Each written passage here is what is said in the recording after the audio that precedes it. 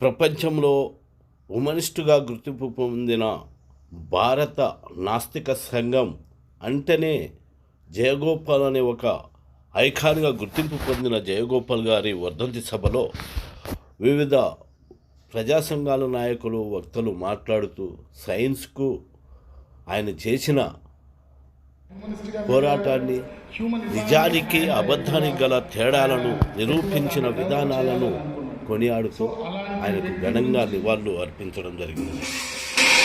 చేయవలసింది కొన్ని మాత్రం మనం చేయగలిగితే చాలు. మనం పెద్ద బహిరంగ సభలు పెట్టి మాట్లాడి వెళ్ళిపోవటం కాదు. వాటిల్లో కొన్నింటినన్నా మనం పాటిస్తే, ఆచరిస్తే చాలా గొప్పదని, చాలా గొప్ప విషయం అనుకుంటున్నాను. ఎందుకు అని అంటే, నేను పెద్ద వాళ్ళందరితో కూడా నేను కలిసి ప్రయాణం చేసినటువంటి హిస్టారికల్ ఆస్పెక్ట్స్, హిస్టారికల్ ఈవెంట్స్ చాలా తక్కువ.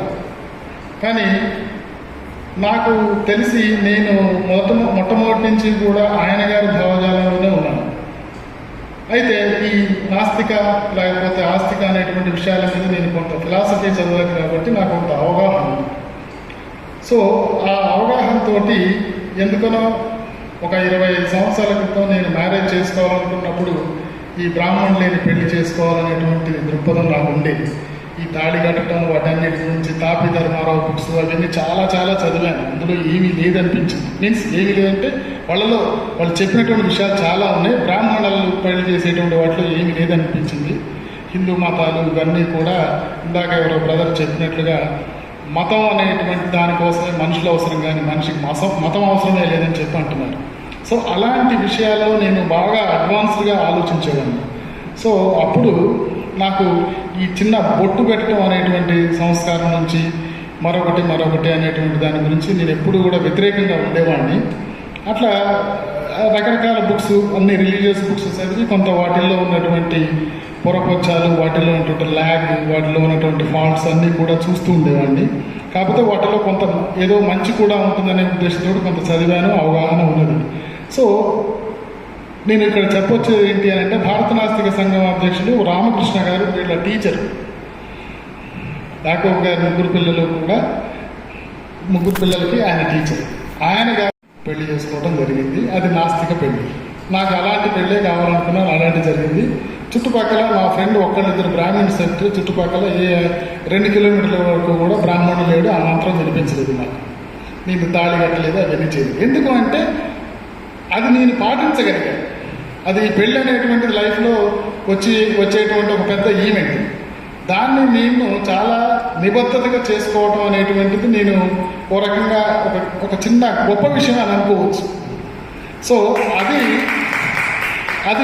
అది నేను నెరవేర్చాను, పర్వాలేదు అనుకోవచ్చు. తర్వాత ఆయన విషయాల్లోకి, అతని జీవితంలో జరిగినటువంటి సంఘటనలతోటి నేను చాలా తక్కువ పంచుకున్నాను.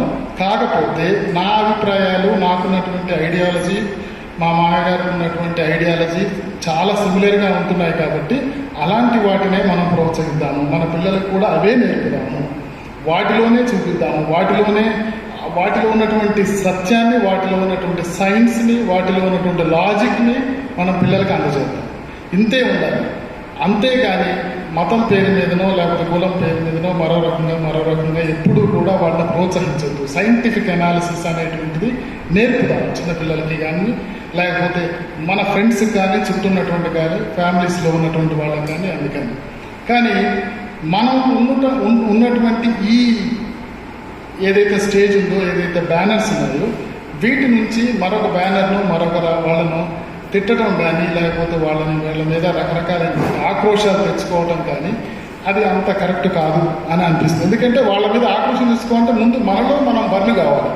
మనం బర్న్ అవుతున్నప్పుడు మాత్రమే అవతల వాళ్ళని బర్న్ చేయాలని అనిపిస్తుంది. మన కోపం వస్తుందంటే ముందు మన మనసు, మన శరీరం మనం కోపంలోకి దించుకుంటున్నాం. బుద్ధుడు ఒక మాట అంటాడు, ఎవరి మీదైనా కానీ నువ్వు ఒక మండుతున్న అగ్నిగోళం విసిరాలి అని అనుకున్నప్పుడు, ఆ మండుతున్న అగ్నిగోళాన్ని పట్టుకొని విసిరాలంటే ఫస్ట్ నీ చేయగలదు. అందుకని అలాంటి పనులు చేయకుండా నువ్వు ప్రేమపూర్వకంగా చెప్పగలిగితే, ప్రేమపూర్వకంగా వినగలిగితే అంతవరకు చేయొచ్చు, లేకపోతే కామ్గా ఉండొచ్చు. అంతేకాని బానిసగా ఉండమని మాత్రం కూడా నేను చెప్పను. సో ఇలాంటి అయితే ఇందాక ఒక మాట అన్నాను, ఇప్పుడు ఇవన్నీ ప్రవర్తించుకుంటూ ఇవన్నీ కూడా నెరవేర్చుకుంటూ పోతుంటే ఇలాంటివన్నీ మా మామగారు యాకోబ్ గారు కానీ, ఇక్కడ ఉన్న జయగోపాల్ గారు కానీ, వీళ్ళందరూ చూసినటువంటి పథంలో వాళ్ళు చేసినటువంటి కృషిలో మనం కొన్ని విషయాలు ఎందుకు మాట్లాడుతున్నాము అని అంటే, మరణం తథ్యమని అన్నాను ఇందాక. కాబట్టి మరణించే లోపులను ఈ రోజు కావచ్చు, రేపు కావచ్చు, ఇప్పుడే కావచ్చు, ఈ లోపల ఇలాంటి కొన్ని ఒక ఆదర్శవంతమైనటువంటి కార్యాలు చేస్తే మన జన్మ సార్థకం కావడానికి అవకాశం ఉంటుంది. నలుగురికి మంచి దారి చూపించిన వాళ్ళం అవుతూ ఉంటాము. ఇప్పుడు లైఫ్ అనేటువంటి దాంట్లో ఇందాక మనం అనుకున్నట్లుగా ఆర్ట్ ఆఫ్ లివింగ్ అన్నట్లుగానే ఆర్ట్ ఆఫ్ డెత్ అని ఎందుకు అంటున్నానంటే, ఇనవిటబుల్, మరణం అనేటువంటిది ఇనవిటబుల్. ఈ మరణంలోనే ఇది మరణం అనేటువంటిది తథ్యము, ఇందులో ఇది తప్పదు అని అనుకుంటున్నప్పుడు దాన్ని సెలబ్రేట్ చేయాలంటున్నాను నేను. మరణాన్ని సెలబ్రేట్ చేయాలి. మరణాన్ని సెలబ్రేట్ చేయటం అని అంటే ఏంటి అంటే, ఇది తథ్యం కాబట్టి దీని గురించి మంచి అవగాహన ఉండాలి. మరణం అనేది కూడా జీవితంలో ఒక భాగమే. ఈ జీవితంలో ఉన్నటువంటి భాగాన్ని మనం జీవితం ముగిసిపోయే లోపులోనే దాన్ని సెలబ్రేట్ చేయాలంటున్నాం.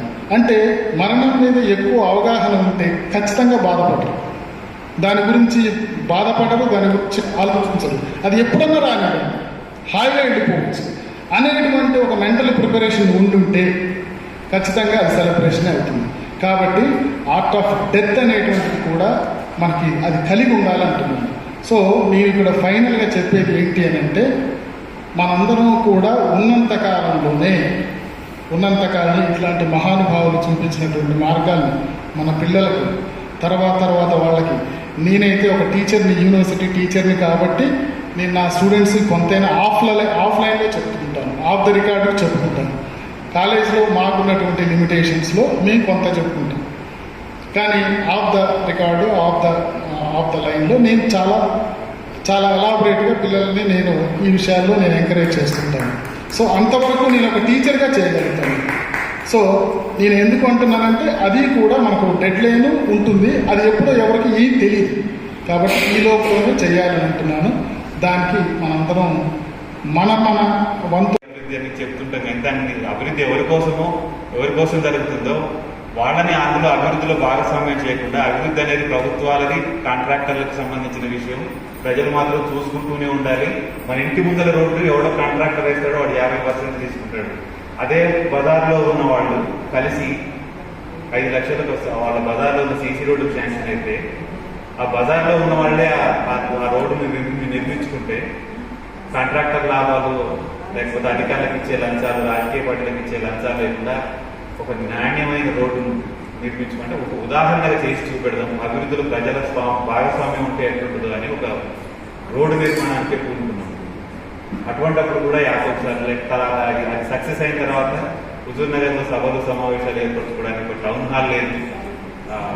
టౌన్ హాల్ కోసం ఉన్న స్థలాన్ని ఎవరో ఆక్రమించుకుంటున్నారు అన్నప్పుడు దాన్ని టేకప్ తీసినప్పుడు కూడా యాకోబ్ సార్ లాంటి వాటిని, యాకోబ్ సార్ ముఖ్యంగా అప్పటికి రిటైర్ అయ్యిండే తన పూర్తి సమయాన్ని మా స్పందన సామాజిక అధ్యయన వేదిక కోసం వెచ్చించారు. టౌన్ హాల్ నిర్మాణంలో అవసరమైనప్పుడు, ఆర్థిక పరమైన అవసరాలు వచ్చినప్పుడు కూడా తన వంతు సహాయం చేశాడు. అట్లా తను నమ్మిన భావాలని చాలా సిన్సియర్గా, చాలా చిత్తశుద్ధిగా ఆచరిస్తూ, ఎటువంటి కాంట్రావర్సీ లేకుండా, ఎటువంటి ద్వేషజాలు లేకుండా ఒక సాధారణమైన జీవిత శైలి గడిపినవాడు యాకోబ్. ఈ సందర్భంగా యాకోబ్ ఇప్పుడు పరిస్థితి ఎట్లుందంటే, ఒక అబద్ధాన్ని నమ్మించడం చాలా తేలికగా నడుస్తుంది, నిజాన్ని నమ్మించడానికి మాత్రం చాలా కష్టపడాల్సి వస్తుంది. వింతగా చూస్తున్నారు, మనం నిజం చెప్పేవాళ్ళని వింతగా చూస్తున్నారు. అబద్ధాలు చెప్పేవాడిని నేను హైదరాబాద్లో చూసినాం కదా, దారి పొడుగున పూలేసి స్వాగతం. ఆయన ఏం చేశాడు? శాస్త్రాన్ని అపహాస్యం చేస్తున్నారు, విజ్ఞానాన్ని అపహాస్యం చేస్తున్నారు, చరిత్రని అపహాస్యం చేస్తున్నారు. వాడు హీరో అయిపోయి హైదరాబాద్లో ఊరేగుతుంటే దారి పొడవునా పూలేసి చల్లుతున్నారు. ఇక్కడ నిజాలను మాట్లాడుకుందాం అంటే నలుగురం తప్ప ఎక్కువ మంది జమ కూడా లేని పరిస్థితి. అబద్ధాలు మాత్రం బ్రహ్మాండంగా ఊరేగుతుంది. ఇటువంటి పరిస్థితుల్లో మన బాధ్యత, మన కృషి, సార్ చెప్పినట్టు నాయకత్వాలు, ఈ నియంతృత్వాలు వీటన్నిటిని దూరం పెట్టి ప్రజల కోసం మన భావజాలాన్ని ఇంకా విస్తృతంగా లోపలికి తీసుకెళ్ళడానికి మనం ఏం చేయాలో ఆలోచించడమే వాళ్ళకి మనం నిజంగా అర్పించగల ఒక స్మృతి అని నేను భావిస్తూ సెలవు తీసుకుంటాను.